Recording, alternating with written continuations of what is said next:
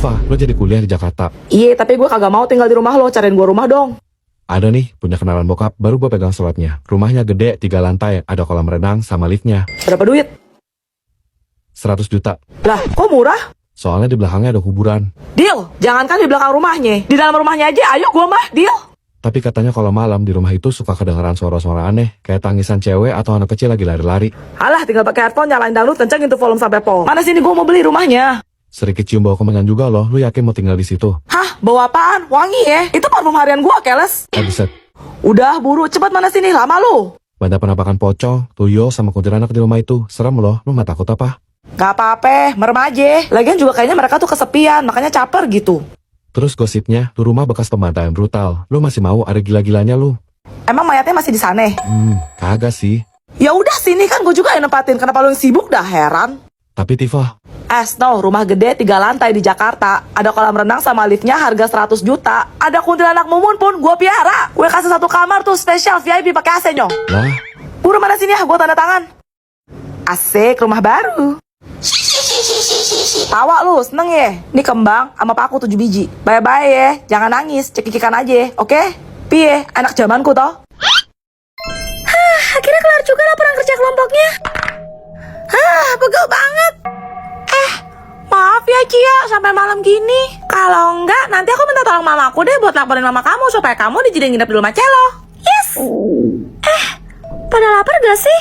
Nasi goreng datang. Giliran tugasnya udah kelar aja bernongol lu. Ye, lu gak mau nih? Ngomong-ngomong nasi goreng, kalian tahu cerita tentang rumah Pondok Indah gak? Kalau nggak salah gosipnya ada penjual nasi goreng tek-tek yang hilang di rumah itu bukan? Hah? Serius? Gerobaknya ditinggal gitu? Mitosnya sih malam itu ada cewek yang mesen, tapi pas abang yang antar masuk ke dalam rumah, abangnya nggak pernah keluar lagi. Ada yang bilang rumah itu merupakan kerajaan jin, tempat di mana banyak para makhluk gaib tinggal. Konon tahun 1983, rumah itu sempat dihuni oleh seorang pengusaha berkeluarga negara asing. Namun mereka semua sekeluarga harus tewas secara mengenaskan di tangan perampok. Ya ampun. Menurut desas-desus yang beredar, motifnya adalah persaingan bisnis. Perampokan itu hanyalah kedok untuk menutupi pelaku pembunuh yang sebenarnya. Waduh, Total korbannya mencapai 7 orang, termasuk pembantu dan anak-anak. 7. Banyak juga. Pemilik seterusnya sampai pemilik keempat juga dikabarkan meninggal di rumah itu. Dan salah satunya ada yang tenggelam di kolam renang rumah tersebut. Udah Axel merinding Cia. Guys, kalian denger gak?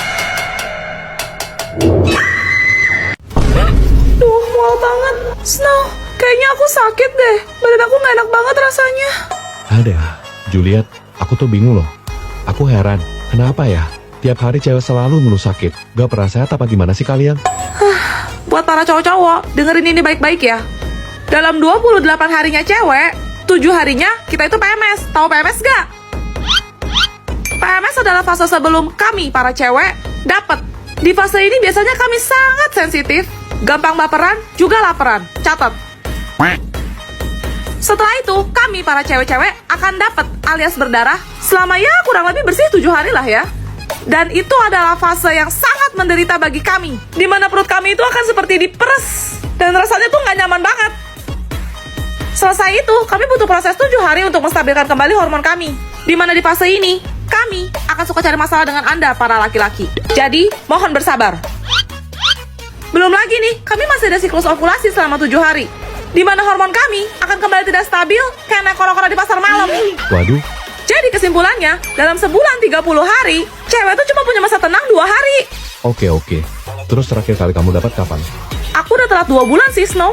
Apa? Jangan-jangan. Mampus deh gue. Celo, kamu suka main Roblox ya? Banget, Celo biasa main Block Heaven sama Kia. Rumah kita tetanggaan loh. Hati-hati. Hah? Kenapa woi? Gak usah nakut-nakutin lah. Kalian pasti nggak tahu cerita tentang sisi gelap dari Roblox Brookhaven kan? Enggak, emangnya ada ya? Waktu itu lagi liburan musim panas, ada seorang anak kecil berusia 8 tahun yang merasa bosan di rumah, jadi dia download Roblox. Terus? Dia memutuskan untuk main Brookhaven dan masuk ke salah satu server. Tapi pas dia keliling, kok sepi, kayak cuma dia satu-satunya pemain di sana. Akhirnya dia menjelajah nge-explore jauhan, sampailah dia ke hutan. Di sana, dia nemuin 5 orang pemain yang semuanya berwarna hitam. Mereka mengelilingi api unggun, kayak lagi ritual gitu. Disamperinlah sama dia, buat nyapa ngajak main, tapi dia malah diusir. Mereka bilang, Pergilah sama kau masih bisa. Waduh, anak itu bercanda, kalian lagi cosplay penyihir ya? Tapi tiba-tiba koneksinya terputus dan dia langsung keluar dari game. Kok bisa? Anak itu juga mendadak mendapat pesan pop-up dari iPad-nya yang berbunyi, Kami sudah memperingatkanmu. saat dia mencari tahu, salah seorang di forum bilang kalau itu adalah sekte berbahaya. Dia disuruh meninggalkan iPad-nya dan segera pergi dari rumah itu sekarang juga kalau ia ingin selamat. Batong. Anak itu pun ke rumah neneknya. Besoknya, ia mendapatkan kabar bahwa ayah dan ibunya sedang berada di kantor polisi. Karena mereka menyaksikan ada seorang anak berusia 8 tahun yang sedang diculik oleh sekelompok orang berpakaian hitam di sekitar area rumah mereka. Apa? Perhatian semuanya, saya adalah guru olahraga yang akan menggantikan Pak Aska untuk sementara waktu. Nama saya Mimi. Berdiri. Gak usah. Jadi kamu ketua kelasnya? Iya bu, nama saya Celo. Ya, ibu gak peduli. Caper deh kamu. Kenapa gak cowok aja sih yang jadi ketua kelas? Contohnya, nah itu yang pakai topi. Hah? Saya, Bu. Iya, nama kamu siapa? Elliot. Muka kamu tuh mirip banget sama cowok yang ngajar kakak pas SMA dulu. Dia itu ketua OSIS pas kapten basket sekolah. Bukannya mau sombong, tapi waktu sekolah dulu, kakak adalah bunga kelas yang selalu diperebutkan para cowok-cowok. Hah? Kakak?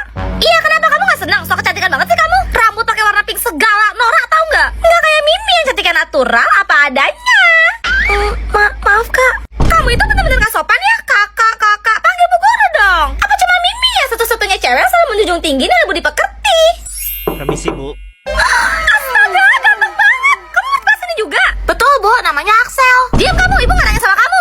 Celo salah apa ya? Axel, kamu mau nggak nanti buka puasa bareng kakak? Enggak, Kenapa? Kakak nggak pernah ditolak loh sebelumnya. saya takut muntah. Kan kena ulti. Kerja bagus, Axel.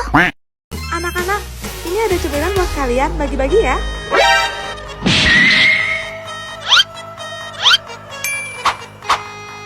Satu buat Koko.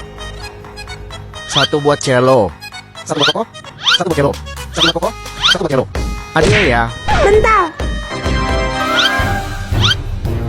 Kok punya Celo lebih kecil?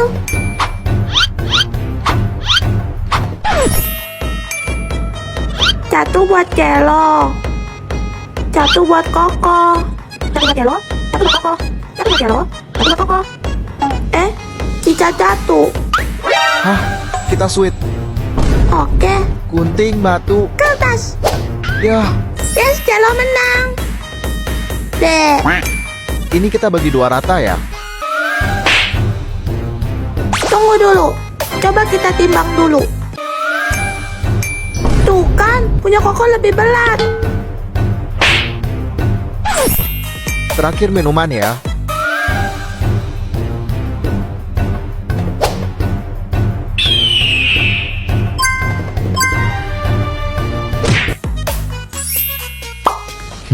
Mereka lagi ngapain sih? Materi kita hari ini adalah tentang pengendalian diri ya anak-anak. Jadi, sekarang ibu mau kalian memberikan satu kata yang bisa membuat ibu naik darah, marah, emosi, atau setidaknya kesal. Ini yakin nih? Iya, ntar salah-salah malah jebakan Batman lagi. Kesabaran Bu Tifa kan setim tisu dibagi 7.000. Yang ada pindah alam login ke akhirat kita. Ayo, masa nggak ada yang mau kasih contoh sih? Kan nggak mau nilai tambahan nih. Jelek. Wela, Sel. Jelek ya. Ibu juga nyadar sih. Tapi, itu belum bisa bikin ibu marah. Ada lagi? Bu Tifa kenapa lupa minum obat? Kesurupan kayaknya. Apa perlu saya panggil Ustadz buat dia? Pada! Bodoh. Usaha yang bagus, Celo. Tapi tetap aja, itu belum bisa bikin ibu marah ataupun kesal. Siapa lagi? Setan. Gimana ya? Masih belum cukup juga tuh, Cia. Coba kamu ya lihat, dari tadi kamu diam aja. Kasih ibu satu kata yang bisa bikin ibu marah atau kesal. Hah? Kasih ibu satu kata yang bisa bikin ibu marah atau kesal, Elliot. Hah? Kamu tuh denger gak sih? Tadi kan ibu bilang, kasih ibu satu kata yang bisa bikin ibu marah atau kesal. Hah? Hahaha. Nih ya, Elliot, ibu mau kamu kasih ibu satu kata yang bisa bikin ibu marah atau kesal. Hah? Budak ya kamu, tukupnya mau ibu karena pakai sendok semen. Ibu bilang kasih ibu satu kata yang bisa bikin ibu marah atau kesal. Hah? Berarti kamu kan berhenti yang benar sampai jam ibu selesai. Hah? Kamu mamam dulu ya. Celo itu, mulut kamu kenapa? Kayaknya ada sesuatu deh di lidah kamu. Coba lihat. Dek, Gak kelihatan lah kalau secepat itu. Yang bener dong. dek. Udah bercandanya, fokus serius. Kalau sampai itu bahaya gimana? Kalau kamu sampai sakit gimana? Dek. Gak lucu, Celo. Kelihatan gak kok? Gak. Dek. Udah stop, Celo. Dek. Aku jadi ngeledek. Dek. Mama. Bro, lo tahu nggak sih kenapa ya? Cewek itu kalau lagi kangen malah suka nyari ribut. Kayak caper buat macam berantem gitu nggak? Maksudnya? Wah, nggak bisa nih. Iya, padahal nih lagi ada ayam nggak ada masalah. Tiba-tiba nggak ada angin, nggak ada hujan, mendadak mereka reo. Gue juga bingung sih. Cewek itu lebih rumit daripada matematika. Belum lagi nyindir pakai quotes galau di story. Terus kalau PMS, ada moodnya. Kalian bilang apa barusan? Tapi jujur penasaran woi. Apa sih alasan cewek begitu? Hai cowok-cowok, buka kuping kalian lebar-lebar. Dengerin nih. Kita ngelakuin itu adalah sebagai bentuk effort kita yang menunjukkan kalau kita tuh benar-benar sayang sama kalian. Sayang kok minta putus sehari 3 kali. Ya suka-suka aku lah. Astaga, lo pacaran atau minum obat bro? Kalian tuh sebagai cowok harusnya bisa lebih peka. Ngertiin apa maunya kita lah. Kan bisa ngomong baik-baik. Nggak bisa. Kenapa? Ya gengsi dong. Dah lah. Papa kan kaya. Beliin Edet mobil sport dong. Celo juga mau mobil yang ngeng itu, Pak. Boleh, tapi papa cuma bakal beli 1 mobil aja buat siapapun di antara kalian yang berhasil mengeja merek mobilnya duluan. Oke, kita switch Celo buat tentuin urutan. Batu, gunting. Kertas. Celo menang. Nye. Loh, kamu kalah Celo. Kertas sama batu, menang kertas lah. Iya, apaan sih, Koko? Kan batu sama kertas lebih berat batu. Kalau kertas ditimpa sama batu, nggak bisa gelak loh. Gak gitu konsepnya Celo, kertas itu bisa membungkus batu. Makanya, kertaslah yang menang melawan batu. Siapa yang tentuin? Siapa yang bikin pelaturan kayak begitu? Udah dari zaman Majapahit Celo. Iya, ya udah deh. Celo ngalah, Koko duluan. Aku mau Ferrari, Pak. Boleh, silakan kamu aja. F-E-R-A-R-I. Salah, Celo, Pak, Celo. Celo mau Lamborghini. kecil. Gimana coba Celo ejanya? Lamborghini.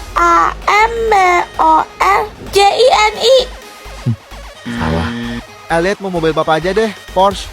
ambil. Kalau kamu bisa ejanya. P-O-R-S-H. Salah, Kan ada mobil itu. Si. Celo, kenapa kamu senyum-senyum kayak gitu? Soalnya, Celo pasti dapat kok.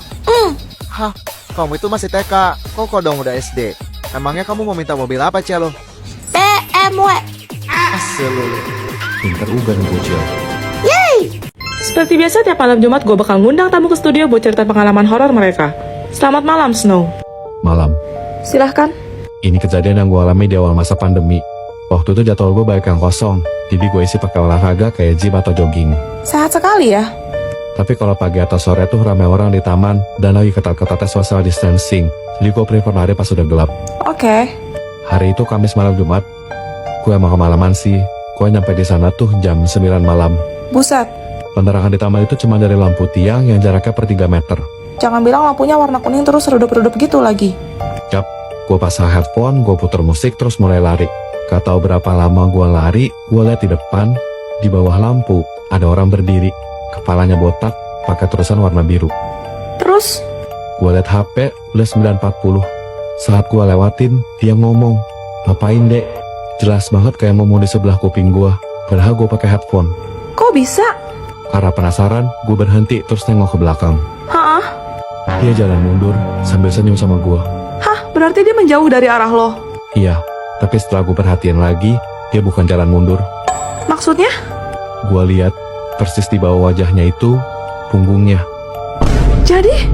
Sebenarnya dia berjalan maju, cuma posisi kepalanya terbalik. Seolah-olah dia berjalan mundur. Kepalanya muter ke belakang gitu? Pulanglah, malam sudah larut. Apakah kamu tidak takut?